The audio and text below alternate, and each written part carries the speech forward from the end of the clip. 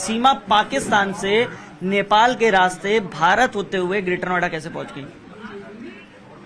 मैं पाकिस्तान से जहाज से आई थी। फ्लाइट थी मेरी, फ्लाइट दुबई की, कनेक्टेड फ्लाइट थी। दुबई से काठमांडू। तो वहीं से फिर वेन पकड़ी पोखरा से मैंने बस करके दिल्ली की कराई। 15,000 में हमारी 3 सीट बुक हुई, नेपाली 15,000। वहाँ से दिल्ली की मैंने बुक करी, तो दिल्ली से रास्ते में उन्होंने मुझे उतार दिया। वहाँ जब बॉर्डर पे थी आप तो क्या क्या पूछा गया, क्या क्या जानने की कोशिश की, या जो वहाँ पे मिलिट्री थी, जो सिक्योरिटी फोर्सेस थी, वो क्या जानने की कोशिश की आपसे? पूछा आपसे, कोई बातचीत हुई?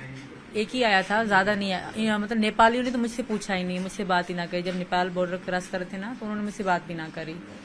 मतलब ऐसा, जब बॉर्डर आने से पहले जो बस का कंडक्टर था उसने हमारे नाम लिख दिए थे कि सीमा, मेरे बच्चों का। आपने अपने बच्चों के नाम क्या बताए थे? जो हिंदू धर्म है, प्रेम का, राज, परी और मुन्नी। मैंने अपना सीमा और इनका सचिन पति का बताया था। तो क्या पूछा था वहाँ, क्या जानने की कोशिश की थी? जब नेपालियों ने तो कुछ पूछा ही नहीं मुझसे, कोई भी सवाल नहीं करा। कि अपनी नेपालियों से पूछ रहे थे कि ये इंडिया की है, इंडिया जा रही है। तो इंडिया का एक ही पुलिस ऑफिसर आया था, ओनली एक ही आया था। तो सब अच्छा, बहुत अच्छा था वो। उसने बस मुझसे एड्रेस पूछा, पति का नाम पूछा और मेरे बच्चों से प्यार करा था। बीमार थे ना मेरे बच्चे, सारे से गोदी में पड़े हुए थे।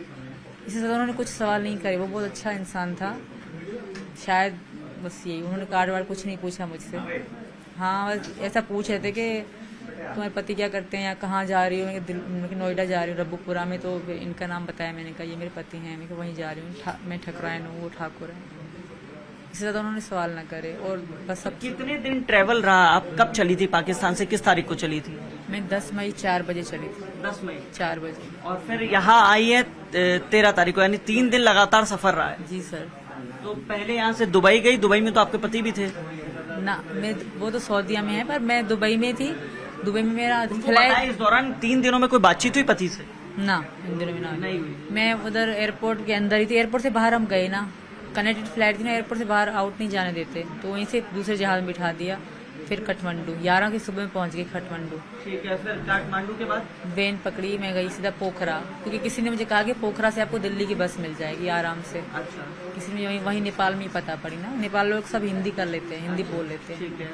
तो मैं वहाँ से पोखरा गई। पोखरा में रात को रुकी, शाम में पहुंची। सुबह को बैठे जैसे मैं उतरी, तो शाम में हम पहुंचे और शाम को मैं सो गई। सुबह बच्चों का आराम करा, एक होटल रूम लिया। फिर सुबह को सवेरे हम निकले और दूसरे सुबह पहुंचे हम। देखिए, अब लगातार एक सवाल और पूछा जा रहा है कि सीमा यहाँ पहुंच गई है, इलीगल वे से पहुंची है, अब यहाँ क्या चाहती है?